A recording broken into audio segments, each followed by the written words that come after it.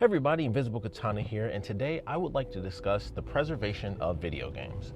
So this is of course a topic that has been coming up for quite a while now, especially with the advent of going full digital in some cases. Obviously we have the Series X, or Series S, sorry, and so many effing letters, but the Series S, which of course is the all digital Xbox. We have the PS5 Pro, which is all digital, or you could have just gotten the digital PS5.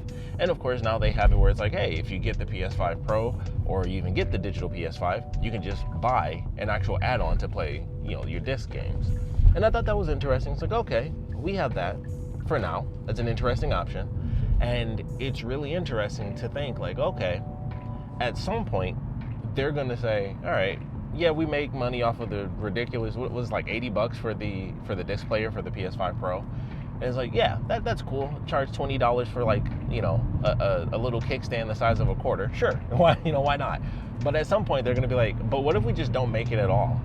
Like, what if we just save money not making those products? Granted, once again, they're making money because they're excessively overpricing, the things that they sell us, which is, how business works. But at some point, they're going to be like, well, we could just save a bunch of money not producing it in literally any form.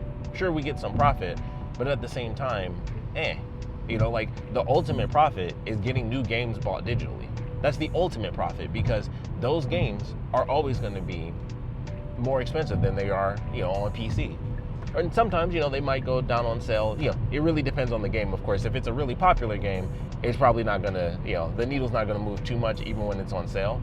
And then if it gets to, the point that the game's like nearly 5 years old or something, then it's like, okay, it can be like this price. It can be $20. That's pretty much your limit. It's like you get $20 and then you're good. Maybe you get like the magical thing where it does go even cheaper than $20. Maybe you hit the 15, and then at that point you're probably hitting like mostly the indie realm as far as games less than $15, or it's a game that's like nearly a decade old, that sort of situation. But at some point they're just gonna be like, let's just go all digital, because we've been moving towards that for a minute now, and a lot more people buy digital. I know that this, being the PS5 for me personally, is actually the first console where I've been like, yeah, I got like quite a few games digitally. Most of them, I believe, are actually digital. I think I have maybe 4 or 5 of my PS5 games are actually physical games. I have the Avengers game, which I got for like, that was already on sale for like $10 at Best Buy. Although I still wish I didn't buy that, because when it was going out of business, it was sold for like $3. I was like, dang, even the $7 I could have saved would have been worth it. But I got that physical. I got, Star Wars Jedi Survivor I have physical. Mortal Kombat 1, I made the mistake of buying like that deluxe edition physical. Just, Mortal Kombat. I have the Pathless, which I actually bought physical because it was like a special release from IM8-bit, and I got that on sale as well, so it was actually still only like, I think I got that so cheap, it was like $25 or something crazy, and I was like, well, it's physical, sure. And I got Street Fighter 6, also physical, because of an absolutely ridiculous thing where GameStop was doing like it was like more than 50% off, so I got the like collector's edition of Street Fighter 6 for less than the price, less than $70. So I was like, I can't pass that up. I want the game anyway, so I'm gonna get this and have the physical stuff, and I'm gonna get like the Ultimate Season Pass for the first 4 characters. I was like, it would have been crazy to pass that up for a game that I knew I wanted, and then I still paid less than the regular price of the base game, so I had to pick that up physical. But I think that's it. I might have one other game that I can't remember. I'm pretty sure there's like one other one. Astrobot is the one I bought physical. That's the last physical game I bought. And I might buy some other games physical down the line. I'm not 100% certain, but I can definitely say, like, I bought Resident Evil 4 digital. Like, I kind of couldn't believe it, but it was also like, I'm at a point where every time I want to enjoy a game, especially in terms of like, hey, I want to play it as soon as possible, well, you can if you buy it digital. Boom, that midnight release still exists. It doesn't really exist for physical anymore, and that's another element that kind of, if you're like me, so I have kids and stuff, so I'm not even taking days off work, and then it's like, all right, I got like my specific set amount of time, if I'm even able to play at all the weekend it comes out. It's like, I'm probably just gonna hit digital instead of having to spend an extra 20-30 minutes going to wherever I need to go to get the game for like the best deal or best price. But you have that element of like just the sheer convenience of it is like, I really want to play this game, like, and it does make it more exciting. You have that element of, I can actually play this when it hits at midnight. I can actually do it because once again, it's not like the days of going to get, this is RE4. Back when RE7 came out, I remember going to the store and it's, and at this point, even by the time they were dying off, the midnight release became like the 9 p.m. release anyway, where it was like, technically, they let GameStop sell the game super early. And you'd get it at like 9 o'clock at night and stuff. And like, I would pick it up like after work. It was like, it's like 10 o'clock and I'm already playing the game, technically the day before it even comes out. And it was like, oh, like that's really cool. But that was because they were starting to die out. So it would allow people to play the games just a little bit earlier. And then we get further and further down the line, now we're at the PS5, we're at the point of all digital consoles. We got handheld consoles coming out with like ROG and stuff like that, and who knows what's going to happen. The most recent thing, by the time you guys hear this, it may be like a week or two old. But Xbox having their handheld console that they're working on, which apparently is supposed to be this year, which would blow my mind if that actually ends up happening. But they're supposed to be doing that. They have whatever the next generation of consoles is going to be is supposed to be coming out next year. So we'll see how that pans out. I'm more curious than anything about the price of that stuff because I haven't had an Xbox in forever. And the only thing that makes me want an Xbox is because I cannot effing play Ninja Gaiden on anything but I want to play Ninja Gaiden Black and like the actual Ninja Gaiden 2. And I'm like so OCD about that because I want like the hardest realist experience of that. And I'm like, crap, I actually need an Xbox just so I can play Ninja Gaiden. That's absolutely insane, but it's legit. Like I really just want to play Ninja Gaiden so bad. But we'll see what happens with the next console and what they end up doing there. So with the era that we're in and digital becoming just such a huge element across the board, whether you have a digital console or not, because I do have the physical, obviously I mentioned a couple games I have physical, so I have the physical PS5, but of course it's like, all right, well, I'm still gonna buy games digitally. And especially as some games get a little bit older, you're gonna buy those games digitally because they'll be so cheap and it's so convenient. And it's like, especially if you're playing on PC and you're doing Steam, it's like, yeah, you're probably gonna get that game digital. Like there's so many games where it's like, man, I always wanted that game, and then I eventually got it either super cheap on Steam, or it's possible I even got it. I know a lot of people hate the Epic Game Store, but I still go on there every Thursday to get my free games. So there's a couple of games I've gotten from them where it's like, I actually always wanted that game, and I got the game for free. I got Ghostwire Tokyo for free on there, and I always wanted that game. So, there's lots of stuff that you get where just the era of gaming that we're in general is like, you might even end up just getting games for free digitally. And then it's like, oh, well, I would have bought it at some point, but then it became so old, I got it for free. You do Twitch or Prime Gaming, and then they throw stuff out every month as well. And it's like, oh, there's these other games that I want. Same thing, I got free stuff from them as well. Where it's like, oh, I always actually wanted to get that game. I just never ended up picking it up. And then boom, now I have it for free and it's digital. And seemingly, that lasts forever. And then of course there was the more recent, we'll say, not like most recent thing, but the big news when it came to Steam where it was like, hey, yeah, we can just take this away from you if we want to, because we lose the license. Same thing with Sony. I think it was Discovery Channel or something, and it was like people bought those things, and then it was like, yeah, we're getting rid of that. But then people made, there's a lot of conversation about it, and they're like, hey, we're not getting rid of those things. Don't worry, guys. You paid for that stuff, expecting to have it. It wasn't just a subscription. You paid and you thought you had it. Shout out to GOG. I'm gonna do it every time. They even made a thing on Twitter where it was like, hey, if you buy our games, you get the actual installer. If you have the files, you have the game forever. It is yours. So shout out to GOG, the gods of gaming. That's not what they're called. They don't call themselves that, but that's what they are. So preservation of gaming, and oddly enough, the reason that this really came up for me has nothing to do with the more gaming side of things that we've been dealing with as of late. It's actually because of movies. For those of you that did not hear the story, there was news that some DVDs more recently have not been working, and it's because of just the material, despite making DVDs and it's as simple as, well, it's a DVD and that's it. It's like, no, you can still have better or worse materials for the DVDs that you make. And so there were a lot of Lionsgate DVDs that apparently were just dying off. Like they were having rot inside the disc, and it makes it so that it's unplayable. And even though that's a possibility, and I don't think we should really worry about that in terms of any of us dealing with that gaming wise. I think we should be fairly safe, and if not, I think we kind of would have come across that, especially at the point of, hey, you're talking DVDs and just random CDs even.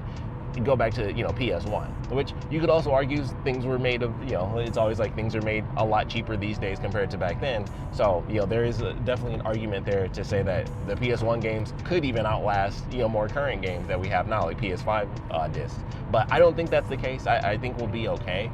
But that's kind of what made me, think about making that the topic for this episode, because it's possible that even in the realm of physical gaming, it's not permanent. It's that preservation that we have just for our personal selves. This isn't even for the community, but just for ourselves, we have that element.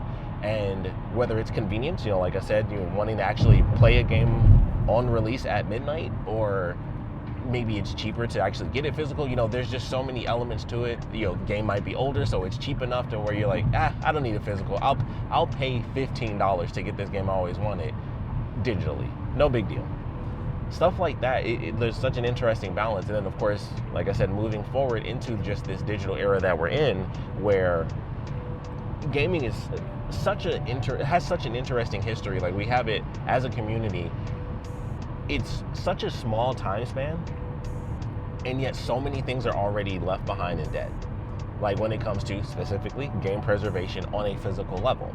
That's a big reason why I was ecstatic when Nintendo revealed the Nintendo Museum and they did like the tour, and they had all of these old physical things where it's like, yeah, we have like copies of Mario from this country, and this country. And it was like, wow, that's amazing. And there's tons of companies that still have that. Like, I remember seeing a video from Remedy where they had like all these old computers just like in a warehouse, and it's just like, here's all like the original concept art from like the very first version of Alan Wake, and like here's old ideas that we had and story concepts from Max Payne 1.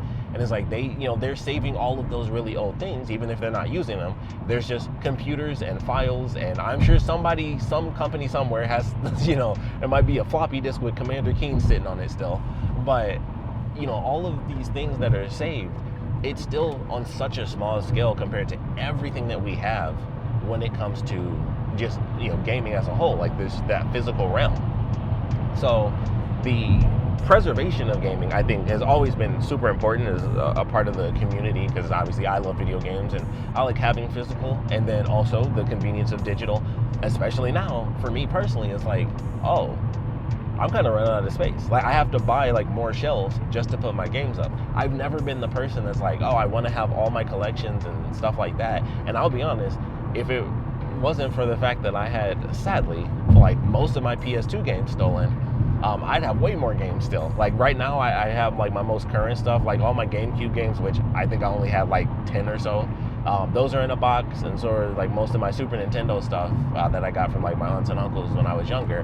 Most of my old stuff is all like boxed up and packed away.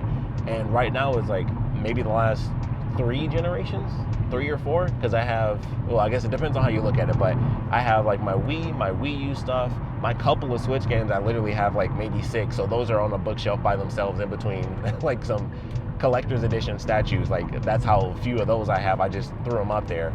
But I have like my Wii games, I have my Wii U games, PS3, PS4, and now my couple of PS5 games.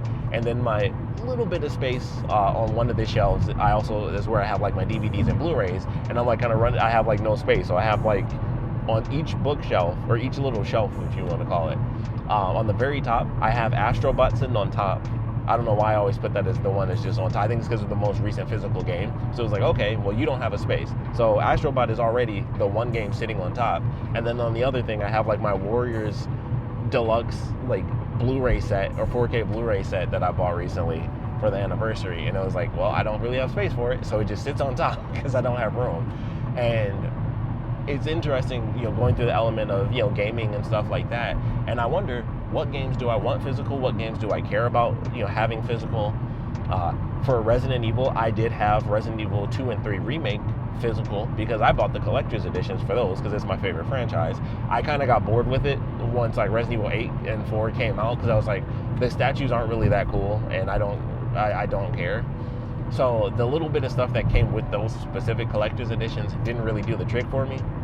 And I will also say that after 3, I was kind of like, oh, okay. Even though I still enjoyed, obviously Village, I think is a good game, and 4 I absolutely love.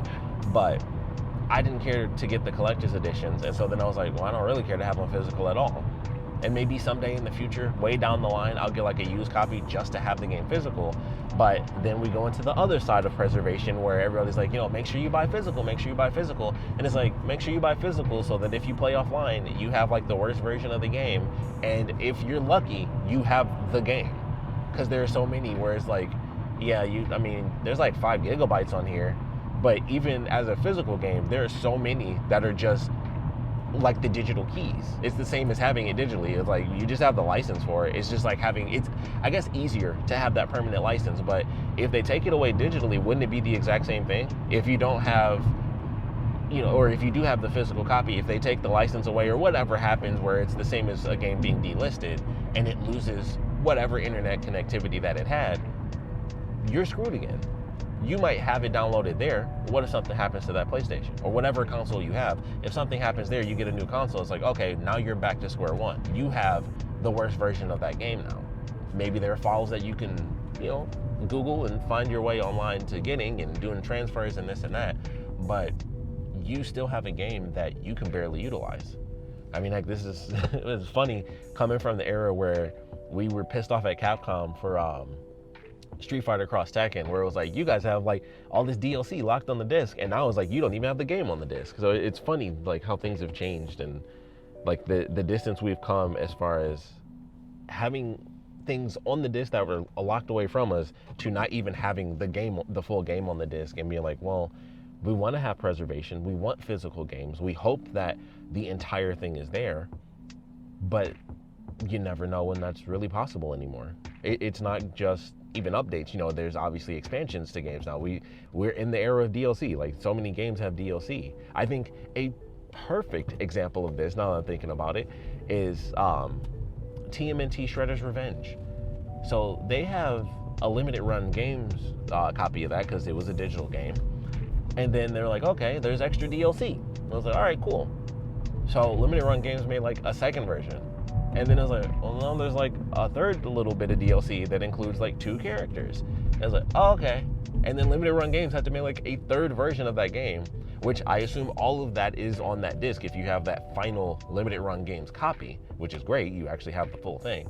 But stuff like that is like, okay, well, I bought the collector's edition of a game, but the DLC still didn't come out till way later. And then that goes right back to, well, what if something happens to your console and this is, 15 years down the line? Am I screwed because I have the physical copy, but I have to, start it up on a new console? Like I still, the licenses are there, but if the digital thing, if I can't buy it online, can I even download it now, from the console store? So there's a lot of questions there. There's a lot to be said about this weird spot that we're in for game preservation, where I wish that we had so much more saved, like especially just in general, like classic stuff. I wish we had a lot more saved because there are so many old stories and videos where people talk about, this happens in all stores, but people mention GameStop where it's like they would literally break discs to get rid of them. And it's like, that's stupid on so many levels. It's weird, but it's like, you're getting rid of it because it's not making you money, but then it's like, we don't want anyone to have it for free, so we'll just make sure you break all the discs and get rid of everything. And it's like, that's so odd, even just from a game preservation perspective. Not that GameStop cares, but I'm just throwing that out there. So we're in a odd position, and of course we'll see what happens going forward. I'm sure the Switch, when it comes out, Switch 2 will still have like the little cartridges. I would hope that the next Xbox does still have physical discs to it. And that's the thing. It's going to be talked about whenever, whether it's Microsoft, Nintendo, or Sony, if they come out and it's like, here is the new thing and it's straight digital, there will be a conversation. The question is, much like with GTA 6 being $100, if that happens or not, or has happened, depending on when I upload this, once it happens, are they going to change? Does it matter how much we say, hey, we hate this, please don't go all digital? And then they're going to go all digital because people are going to be like, well, there's a boatload of people that don't care. There's a boatload of people that are also in the middle that are like, oh, I would prefer if it was physical, but if it's literally my only option for, I can't actually say for Xbox, I have to say for either PlayStation or Nintendo, if this is my only place to get it now, I might not have much of a choice. Otherwise, your option is, well, I'll wait till it's on PC. Boom, still digital. So I don't know what's gonna happen going forward. I just wanted to do this little video because it came up because of, you know, the DVD thing, where it was like, man, that's just another odd tick on the, you know, the physical preservation thing. That's like, even if you preserve it, granted, like I said, for that, I don't think that'll really happen even in our lifetime where our physical games are gone.